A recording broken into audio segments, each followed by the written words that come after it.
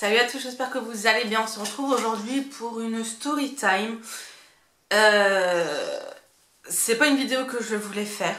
Je pensais vraiment pas faire ça comme vidéo. Je pensais vraiment faire autre chose comme vidéo. Malheureusement, on se retrouve avec une vidéo comme ça. Je vais essayer de pas pleurer. Je vais essayer de pas être triste. Je vais essayer de ne pas m'éparpiller parce que ça va partir dans tous les sens sinon, et j'aimerais éviter. Je vais vous faire la vidéo en deux fois puisque j'ai deux choses très importantes à vous dire. Donc il y aura cette story time là et une autre vidéo pour expliquer une autre chose, voilà, que je vais aborder dans cette vidéo mais que je ne vais pas vous expliquer en détail. Je vous expliquerai tout ça en détail dans l'autre vidéo. Ce sera plus simple de différencier les deux.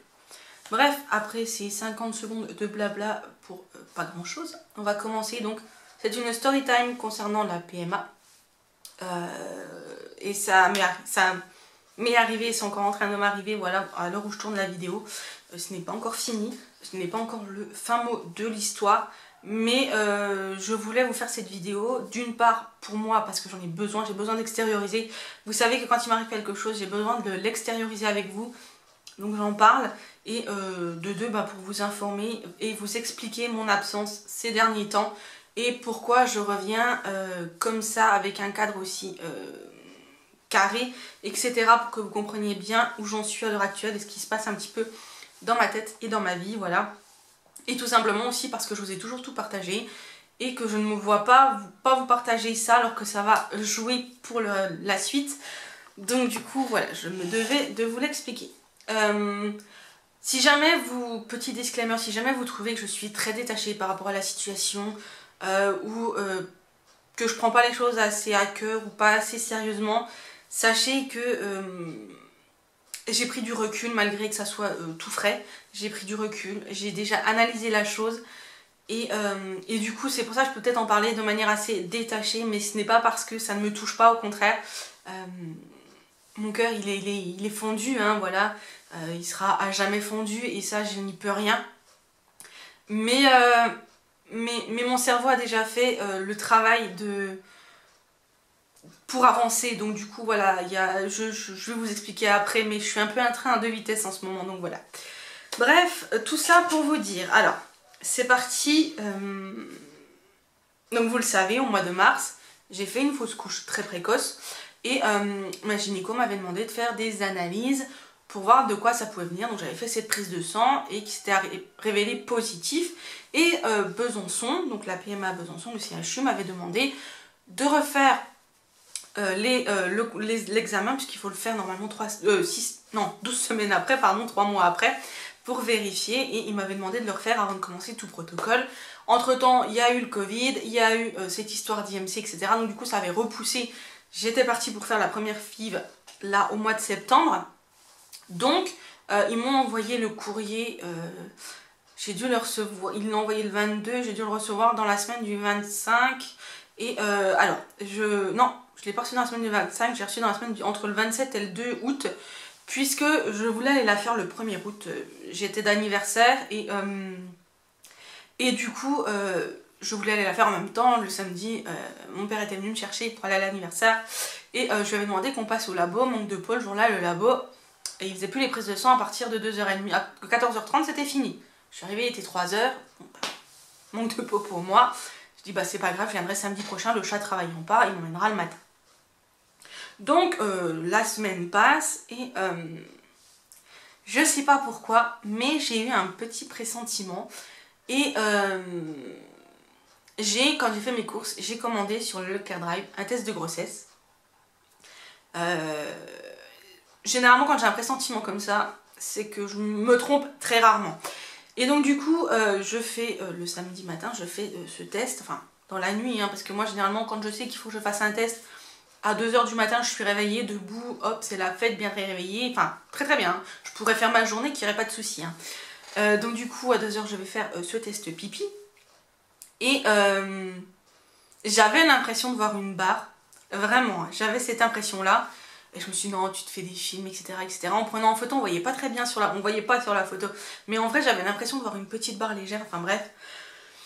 Je me suis relevée toutes les 10 minutes pour aller voir si le test avait donné quelque chose, enfin le truc qui sert strictement à rien, puisqu'au-delà des 5 minutes ce n'est plus viable du tout. Bref, Et donc du coup le matin je vais, donc on va à la prise de sang, faire cette prise de sang pour cette histoire d'anticoagulant. Et en même temps j'en profite, je me dis écoute t'es au labo, profites-en, de toute façon ils vont te faire une prise de sang, qu'ils te prennent un tube ou deux tubes. Voilà, donc je décide de faire une prise de sang, bien sûr que je paye à mes frais. D'ailleurs j'ai pas compris pourquoi, puisque la fois là j'ai payé 8,30 €, ouais 8,30 €, et qu'après j'ai payé 17 €. Bref, c'est pas grave. Et donc du coup je fais la prise de sang, et je l'avais pas dit au chat.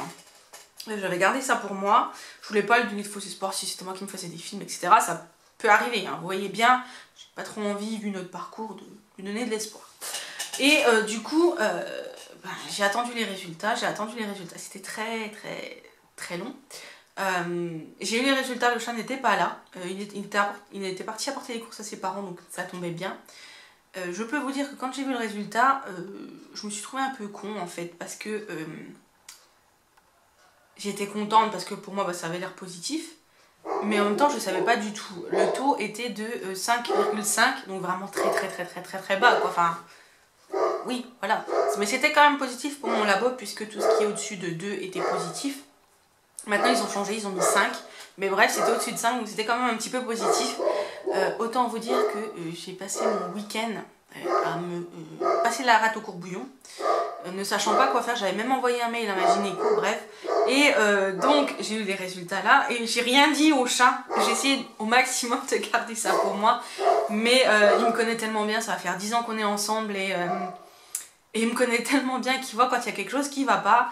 Et on était dans le spa l'après-midi sans les bulles, hein. Ça faisait quelques jours déjà que je mettais pas les bulles dans le spa, je sais pas, peut-être un pressentiment ou quoi. Donc juste on se baignait quoi, dans l'eau chaude, c'était très bien, on aurait dit un bon bain, enfin bref on était bien. Et là j'ai pas pu m'empêcher que de lui dire, de lui parler en fait. Et, mais tout en étant sur la réserve en fait, en me disant t'emballes pas, je sais pas si c'est positif ou pas. Il y en a qui disent que c'est pas positif en dessous de 10, il y en a qui disent qu'au-dessus de 5 c'est positif, enfin bref, je savais pas, j'étais très perdue. Et donc du coup, le lundi, donc le week-end passe, hein, j'ai eu quelques petits saignements le dimanche qui m'ont un petit peu inquiétée. Mais j'ai laissé faire les choses, je me suis pas affolée plus que ça à courir aux urgences. Et le lundi, je suis partie refaire une autre prise de sang, pareil, toujours à ma charge, hein, puisque je n'avais pas d'ordonnance.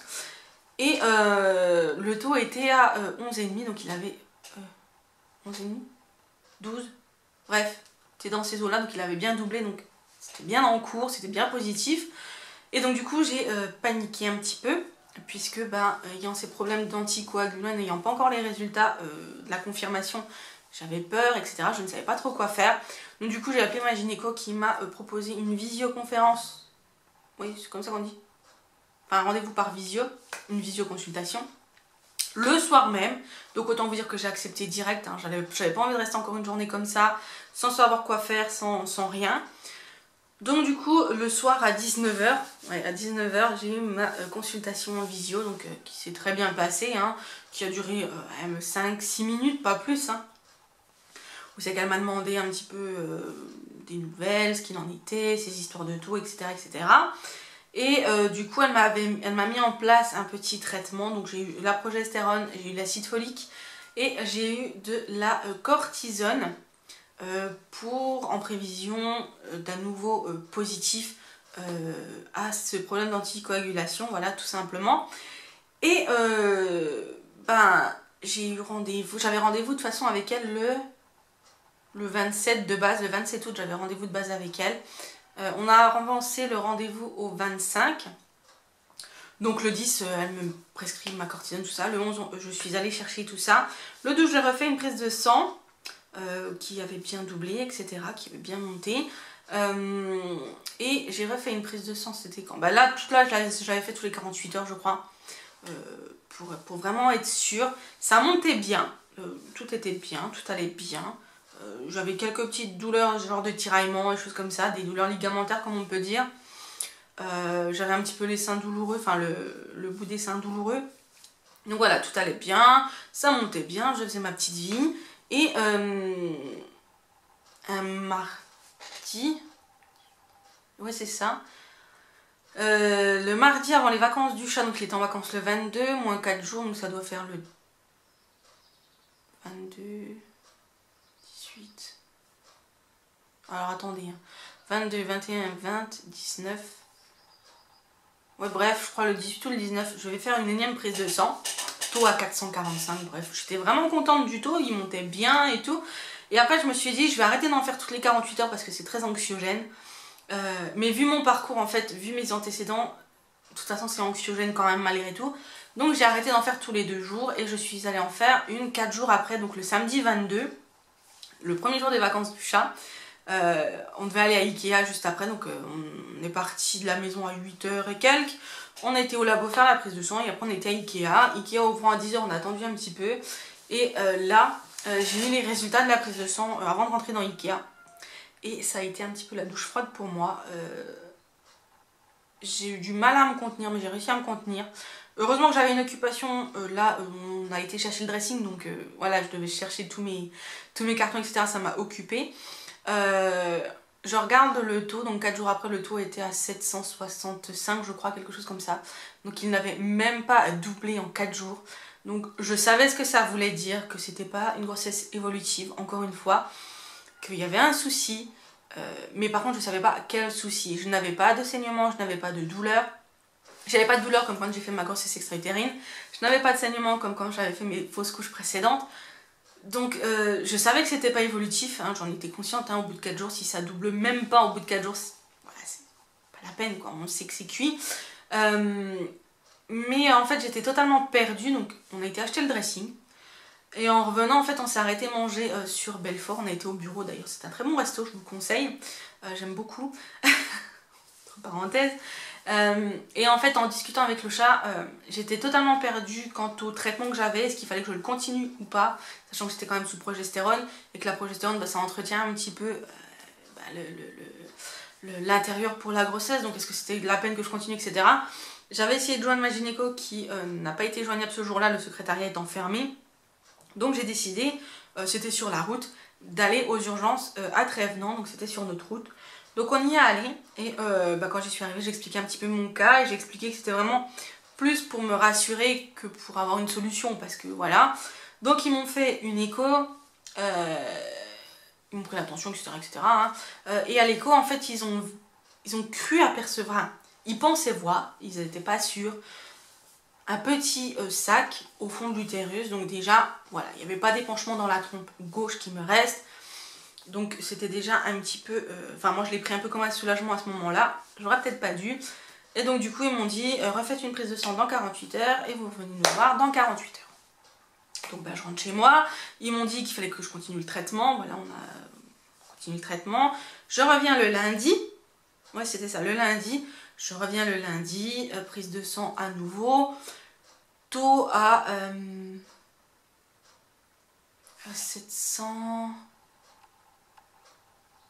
740, un truc comme ça, qui n'avait pas beaucoup diminué, qui avait diminué un petit peu mais pas énormément, pas assez pour dire que c'était une fausse couche, et il n'avait pas augmenté pour dire que c'était une grossesse qui évoluait. Donc voilà, en gros il stagnait, il a fait yo-yo pas mal de temps quand même. Et donc du coup ils m'ont dit bah écoutez revenez dans 48 heures et puis on contrôlera avec une nouvelle prise de sang. Donc le lundi je reviens de Trévenant, le mardi j'avais rendez-vous avec ma gynéco, elle avait avancé le rendez-vous pour elle faire une écho, elle pensait que ça serait bon. Je vais chez ma gynéco, donc on fait l'échographie qui a duré beaucoup plus longtemps qu'à l'hôpital. À l'hôpital c'est 5 minutes top chrono, et encore quand je dis 5 minutes si je suis gentille, hein, 2 minutes 30. Hein, voilà. Eux ils n'avaient rien vu, hein. Le lundi ils n'avaient rien réussi à voir, alors que le samedi la collègue avait vu un petit quelque chose, eux ils n'avaient rien réussi à voir. Donc le mardi je vais chez ma gynéco l'après-midi et donc elle me fait l'écho, on a mis au moins bien un quart d'heure à me faire l'écho. Elle a tout regardé, tout bien fait attention, tout bien pris les mesures. Elle a vu un peu ce qui pourrait être un petit sac au fond de l'utérus à gauche. Donc ce qui me rassurait, ce qui était cohérent avec ce que la personne avait vu samedi. Par contre ce qui n'était pas du tout cohérent avec ce qu'avait vu le mec le lundi. Donc du coup je ressors de là un petit peu rassurée, aussi également de me dire que c'est pas dans ma trompe parce que ça c'est ma hantise de la grossesse extra-utérine. J'ai très peur, d'ailleurs je vous en parlerai, je vous ferai une vidéo bilan 1 an post grossesse extra-utérine parce qu'il y a énormément de choses à dire. Et du coup, ça me pique, désolée. Donc du coup le mercredi je retourne à Trévenant pour la consultation. Alors déjà on avait rendez-vous à 10h, on est passé, il était 11h passé, hein. Et quand elle nous a pris en fait, donc on lui a expliqué, on a tout réexpliqué parce qu'il faut réexpliquer à chaque fois, même s'ils ont le dossier sous les yeux, il faut tout leur redire. Et du coup, donc ils refont l'ICO. Et là, qu'est-ce qu'ils me disent? Alors qu'ils m'avaient dit le lundi, bah écoutez, si ça a toujours pas baissé comme on veut, on vous fera l'injection de méthotrexate, voilà. On va traiter le pire pour pas passer à côté. Bref, donc moi j'y vais dans cette optique-là parce que bah, mon taux avait réaugmenté un petit peu. Oui, il était remonté un petit peu de pas beaucoup, ça devait être de 10 unités, mais il était remonté quand même, donc il faisait yo-yo. Et du coup, j'arrive le mercredi, donc je leur montre le dossier. Ils savaient très bien que j'avais rendez-vous avec ma gynéco habituelle la veille, donc ils m'avaient dit que je pouvais y aller, il n'y avait pas de souci. Et donc, du coup, je montre son écho à elle. Et lui, quand il a fait l'écho, il n'a rien vu du tout. Alors, je vais le critiquer, hein, voilà, je vous le dis d'office, mais comment on peut comparer une écho qui a duré 15-20 minutes à une écho qui a duré 2 minutes 30? Et encore, quand je dis 10 minutes 30, je suis gentille, le chat l'a chronométré, c'était 1 minute 30. Il est arrivé, il a regardé, il a dit on voit rien. Alors comment on peut comparer quelque chose, en plus avec du matériel moins performant? Donc sur ce, moi je ressors de l'écho un petit peu désemparée, désœuvrée. En fait, à partir du moment où j'ai su que ça n'évoluerait pas, je voulais vite passer à autre chose et vite me débarrasser de cette grossesse qui n'en serait jamais une en fait. Voilà, je voulais vite passer à autre chose, j'en avais besoin et en fait quand je suis arrivée le mercredi, je voulais tellement qu'ils fassent quelque chose pour m'aider en fait. C'est ça, je voulais qu'on m'aide et en fait eux ils ont rien fait et je me suis retrouvée dans une situation où j'ai craqué tout simplement. Et vraiment bien craqué, je me suis énervée, j'ai pleuré parce que moi quand je m'énerve en fait, quand je m'énerve et que ça me touche vraiment, je pleure. J'arrive pas à rester sérieuse et à vraiment m'énerver, je pleure en fait, je fonds en larmes parce que et puis parce que déjà j'avais les hormones hein, qui font yo-yo, j'avais pas énormément pleuré, j'ai pleuré qu'une fois le samedi quand je me suis rendu compte que ce serait pas une grossesse évolutive, voilà, j'ai pleuré, mais depuis entre le samedi et le mercredi, j'ai pas versé une seule larme et j'en ai pas spécialement ressenti le besoin, mais là j'ai craqué en fait. Et quand le mec il m'a dit on se revoit dans 48 heures, j'ai dit mais vous vous foutez de moi?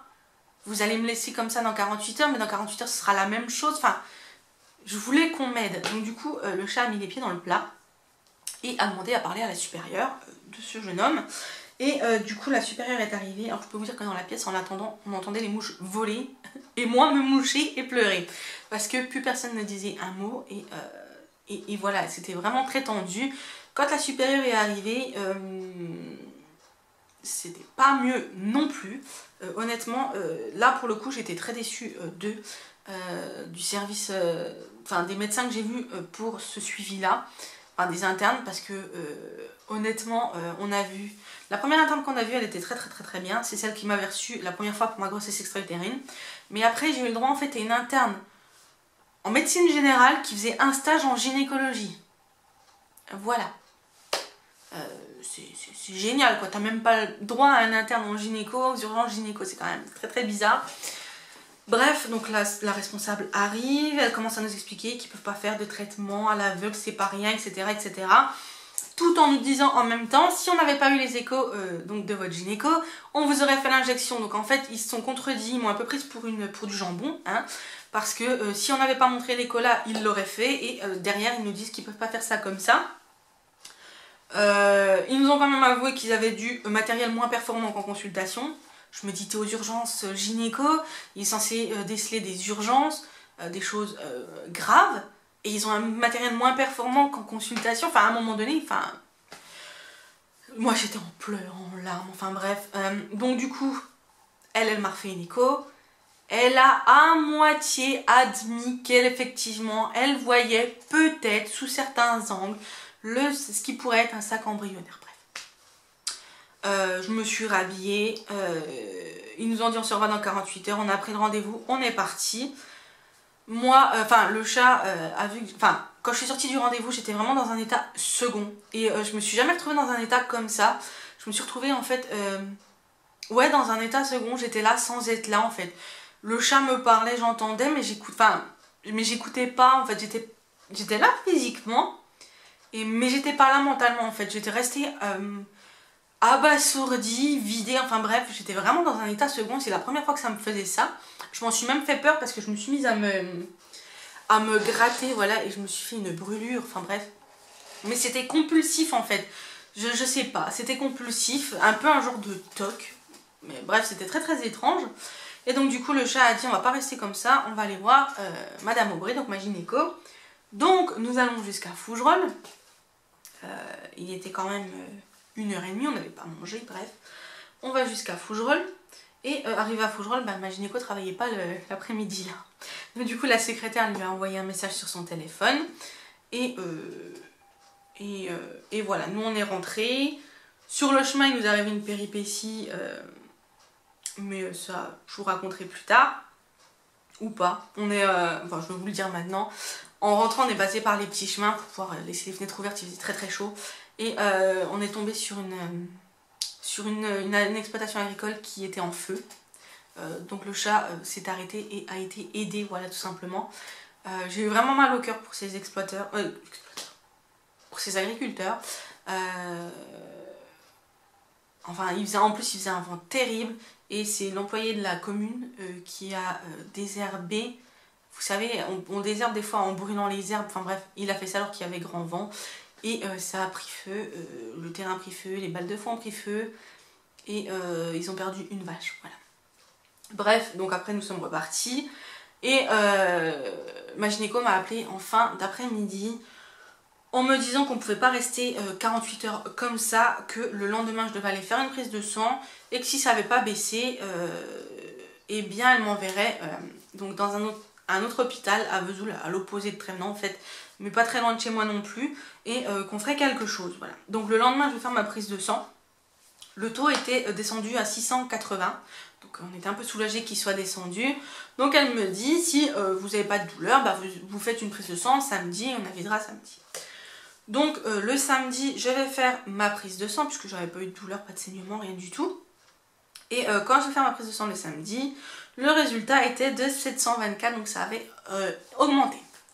Donc autant vous dire que ma semaine, entre le samedi des vacances du chat et le samedi d'après, a été rythmée par les rendez-vous, j'en ai eu tous les jours. Le samedi nous sommes allés à l'hôpital, le lundi hôpital, mardi gynéco, mercredi hôpital, jeudi...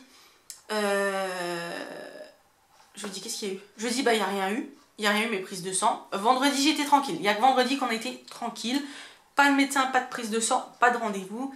Et samedi, du coup, quand j'ai eu les résultats de la prise de sang, ma gynéco m'a rappelé, il devait être 10h30, 11h, je crois. Et elle me dit, là, il ne faut pas rester comme ça. Je vais appeler donc à Vesoul. Je vais demander qui est le médecin de garde pour pas avoir affaire à un interne. Elle a expliqué tout mon dossier au médecin de garde, puisque quand je suis arrivée, elle m'a tout expliqué, mes antécédents, etc., etc. Donc elle lui avait tout donné et ça c'est plutôt bien. Et donc du coup on est arrivé là-bas, il était, parce qu'on a quoi, 45 minutes de route. C'est midi moins le quart par là. Donc c'était au service, salle de naissance. Dans ces conditions-là, on aimerait éviter ce genre de service, mais c'était les urgences, donc voilà. Donc j'y vais, elle me refait une écho, elle pareil, elle a pas vu pareil que ce qu'avait vu Madame Aubry, mais elle s'est basée sur ce qu'elle avait vu, ce qu'elle lui avait dit, pour me traiter en fait tout simplement.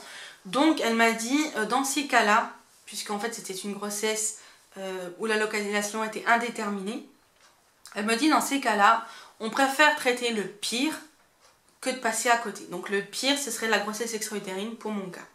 Donc ils ont traité comme si c'était une grossesse extra-utérine, donc avec l'injection de méthotrexate. Voilà. Ah, et je vous ai pas dit, du coup, le jeudi, puisque je suis résus négatif, j'ai eu mon injection de Refilac. Voilà. Et donc du coup, le samedi, j'ai eu une injection de méthotrexate, qui nécessite un suivi à J4 et à J7. Et voilà, donc du coup, elle m'a fait l'injection. Elle me l'a fait dans la fesse, cette fois-ci, la première fois je l'avais eu dans l'épaule. Bon, ça faisait mal, mais c'était vite passé, il me semble. Mais là, elle me l'a fait dans la fesse, je vous explique pas. J'ai eu mal au popotin tout le reste de la journée. Mais horrible. En plus, c'est la jambe où j'ai mal quand je me suis fait mal quand je suis tombée de cheval. Donc c'est celle qui me fait mal quand le temps va changer, etc. Et alors là, je vous explique pas. Elle a dû passer sur un nerf ou j'en sais rien. Mais j'ai eu mal. Mais j'ai eu mal. Bref, donc du coup elle m'a fait l'injection et puis après bah, je suis repartie. Et j'y suis retournée donc le mercredi pour faire un contrôle écho. Donc à l'écho bah, tout allait bien, ils ont rien vu de particulier. Donc j'avais pas de douleur, j'étais toujours asymptomatique.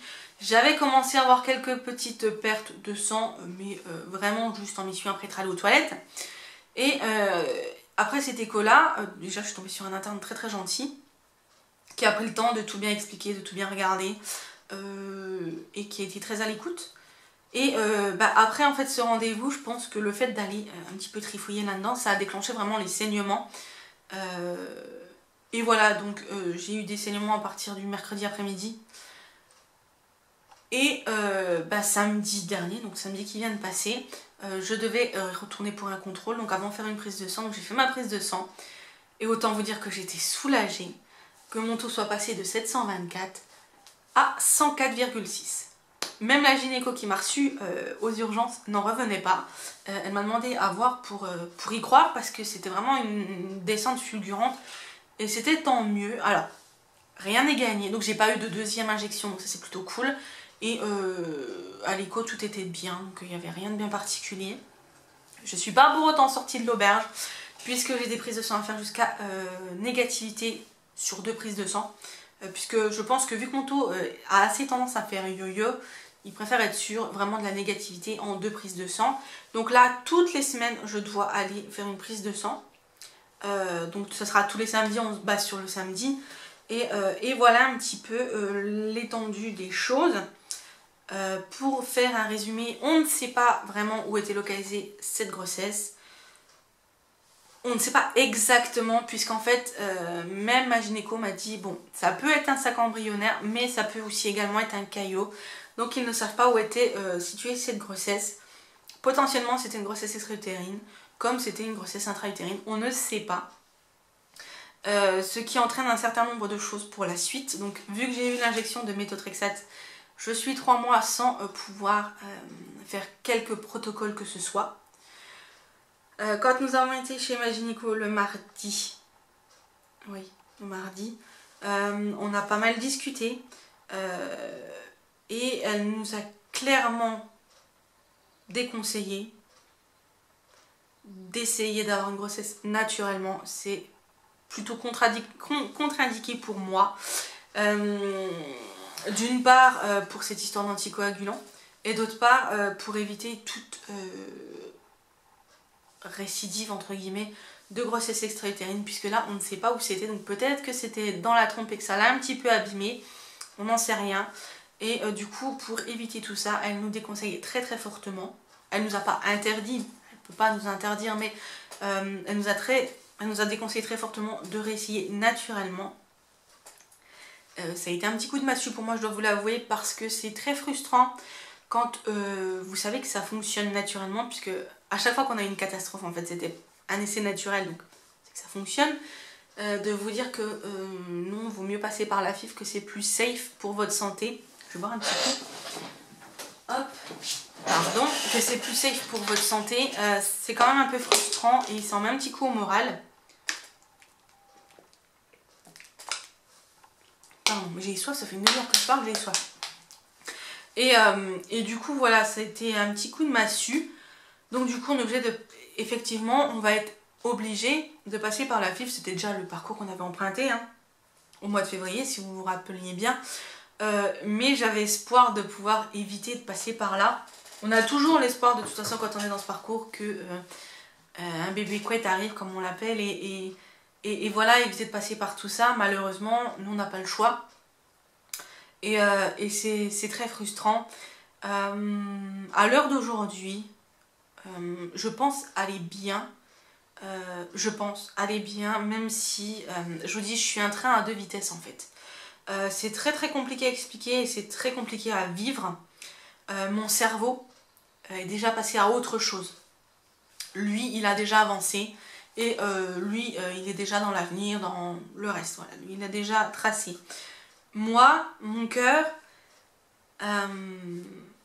il est un petit peu déchiré. Voilà, il s'est encore un petit peu brisé. C'est très dur. cette année a été très dure pour moi, enfin pour nous. Je dis pour moi parce que je parle pour moi. C'est beau, ça a coupé. Donc je disais, cette année a été très dure pour moi. Enfin je dis moi, mais c'est pour nous, hein. Je sais que pour le chat ça a été compliqué aussi. Faut pas oublier qu'en l'espace d'un peu moins d'un an, j'ai eu une grossesse extra-utérine avec l'ablation de la trompe droite. J'ai fait une fausse couche au mois de mars. J'ai appris que j'avais un problème d'anticoagulant lupique.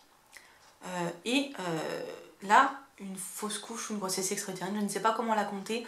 Tout ça en moins d'un an, je peux vous dire que mon petit cœur est très très fragilisé. Voilà. Il est carrément... J'ai des cicatrices, hein, ça c'est clair. J'ai des cicatrices au cœur et je les aurai toujours.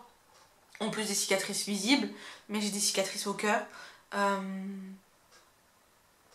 Mon corps a l'air de bien s'emporter, de bien supporter tout ça. Le côté émotionnel, un petit peu moins. Je suis un petit peu plus fragile en ce moment. Je suis un peu plus sensible. Les hormones font aussi que. Et le plein d'émotions que j'ai eu ces dernières semaines font aussi que, parce que j'avais fini, quand j'ai vu l'évolution des taux et que ça doublait très bien, j'ai fini par m'y projeter dans cette grossesse. J'avais déjà envie de planifier des vidéos, j'avais envie de vous parler de tout ça.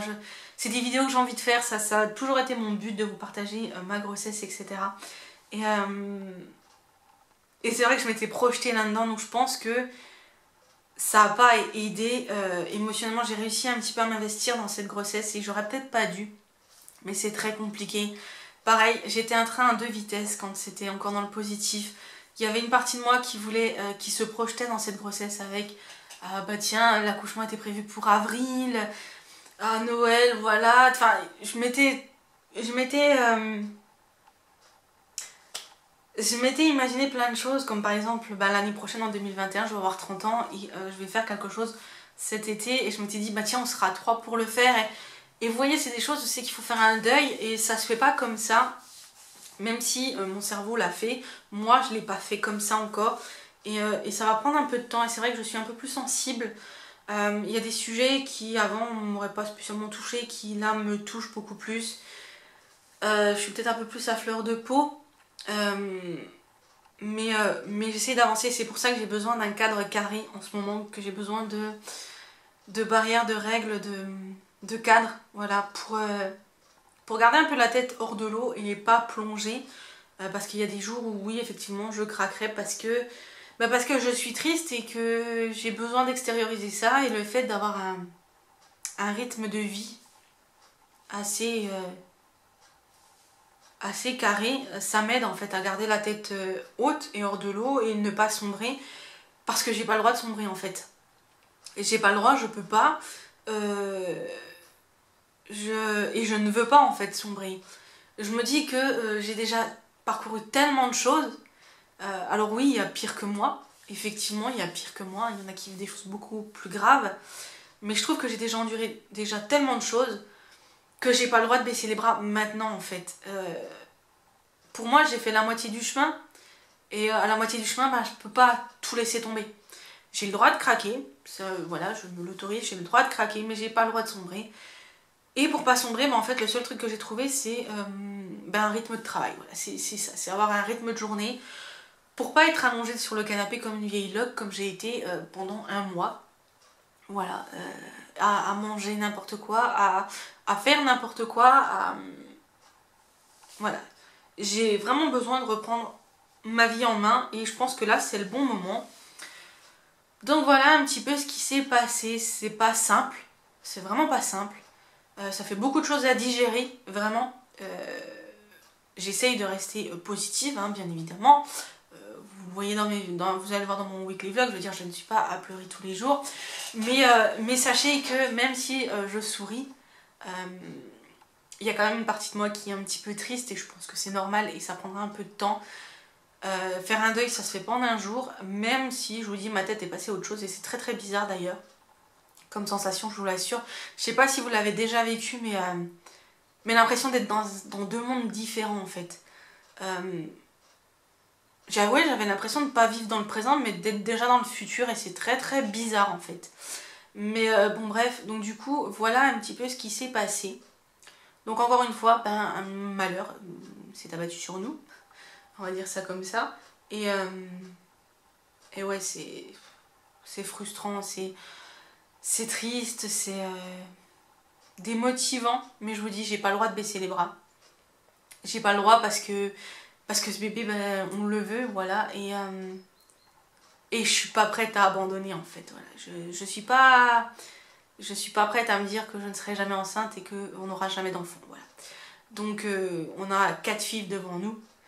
C'est beaucoup et à la fois très peu.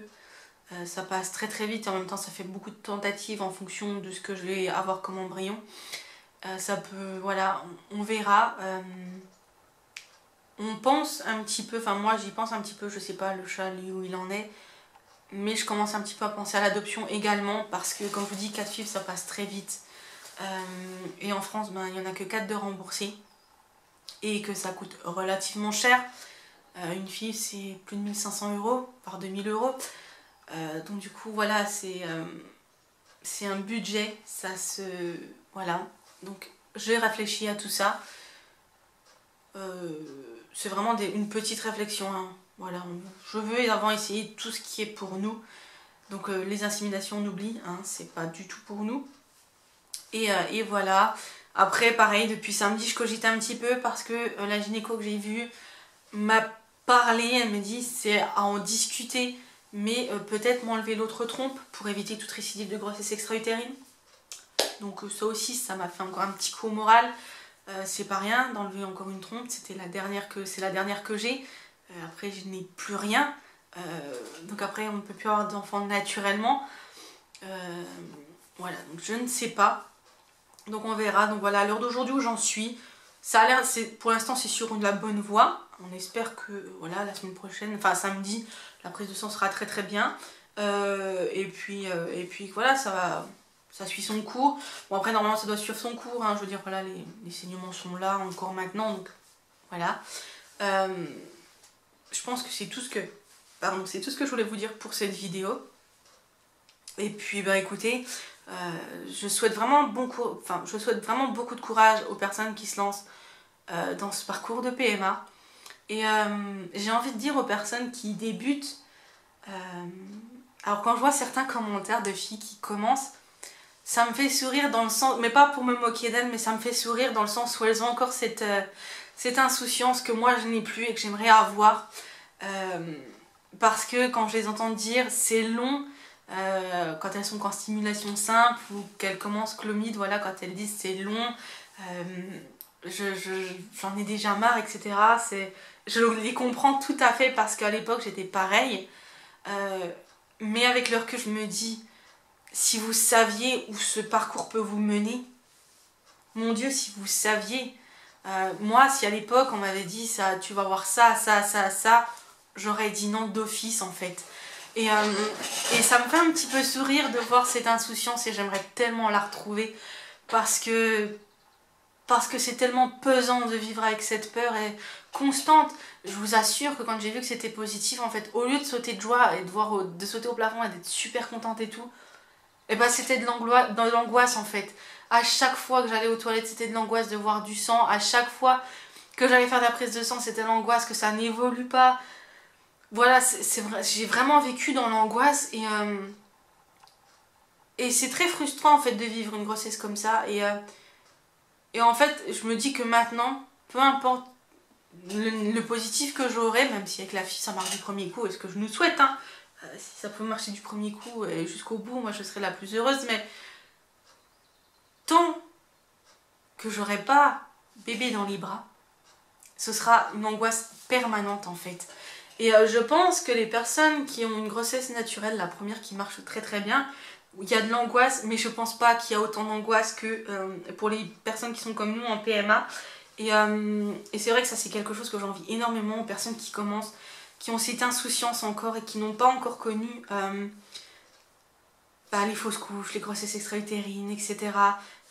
Qui n'ont pas connu tout ça. Et encore, je n'ai pas tout connu et heureusement, il y a des choses que je n'ai vraiment pas envie de vivre et que j'espère ne jamais vivre. Mais je trouve qu'on perd une part de notre insouciance quand on est en PMA depuis un certain temps. Et on parcourt SCBB depuis longtemps, puisque nous, pour rappel, ça fait 7 ans quand même. 7 ans avec parcours bien chargé sur un laps de temps assez réduit. Voilà, c'est quand même pas rien. Et voilà, mais en même temps, ce parcours, il nous apprend énormément sur nous. Et c'est quand même chouette. Jamais, jamais, au grand jamais, je pensais pouvoir vivre tout ce que j'ai vécu et m'en sortir aussi bien que je m'en sors. Je dis pas, il y a des jours où je pédale dans la semoule, mais à côté de ça, je m'en sors très bien. Et ça me fait grandir et ça me fait prendre conscience que qu'au final j'ai quand même des ressources et que je suis forte et que j'arrive à certaines choses dans la vie, et ça c'est très très bien. Donc voilà, tout ça pour vous dire ça. Je me suis un petit peu éparpillée sur la fin. Mais du coup, voilà, écoutez, c'était pour vous raconter un petit peu ce qui s'était passé. Je ne demande pas de la pitié, hein. Cette vidéo n'est pas là pour faire pitié ou quoi que ce soit, ou pour dire que je me plains, etc. Non, c'est vraiment pour partager mon expérience. Vous savez que j'ai besoin d'extérioriser tout ça. Moi, vous le savez, vous me connaissez, pour ceux qui me suivent depuis le début. À chaque fois que j'ai vécu quelque chose de similaire, que ce soit la première fausse couche, la deuxième, la grossesse extra-utérine et tout, j'osais tout partager. J'en avais besoin, j'en ai eu besoin et ça m'a fait du bien. Et je pense que d'en parler comme ça permet aussi de passer à autre chose plus rapidement. La première fausse couche que j'ai faite, pardon, j'en ai pas parlé tout de suite, j'en ai parlé 6 mois après. Et pendant 6 mois, ça a été un calvaire pour moi. J'en avais parlé à personne, ni à ma famille, ni à personne. Là, tout le monde est au courant, enfin tout le monde, mes parents, mes beaux-parents sont au courant. Et voilà, je me sens libérée, je pense que ça aide aussi. Donc voilà, n'hésitez surtout pas à en parler à vos proches. Ouais, il y a nos aides qui ouvrent la porte. Sur ce, écoutez, moi je vous dis à très bientôt pour une prochaine vidéo un peu plus joyeuse. Je vais vous faire, à la suite vous aurez la vidéo sur cette histoire d'anticoagulant. Voilà, je vais vous expliquer un petit peu ce que c'est et ce que j'ai compris. Voilà, et ce que ça implique pour moi. Donc sur ce, je vous fais des gros bisous, je vous dis à très bientôt pour une prochaine vidéo. Et surtout ne vous inquiétez pas, je vais bien. Voilà, je vais bien, mon cœur va se réparer. Une plaie, ça se referme. Et la cicatrice restera pour me rappeler tout ce que j'ai vécu. Mais ça me rappellera également tout ce combat et ce parcours que j'ai mené et ce que j'ai réussi à en faire. Voilà, c'est le principal, réussir à faire quelque chose de chaque échec, puisque chaque échec est une avancée et que ces échecs nous ont permis de découvrir certaines choses qu'on n'aurait pas su, même si j'ai tendance à dire pour l'instant qu'on a perdu 1 année et demie. Mais en fait on l'a pas vraiment perdu, puisqu'on a appris certaines choses qui nous font beaucoup avancer. Donc voilà, sur ce, je vous fais des gros bisous, je vous dis à très bientôt et surtout prenez soin de vous.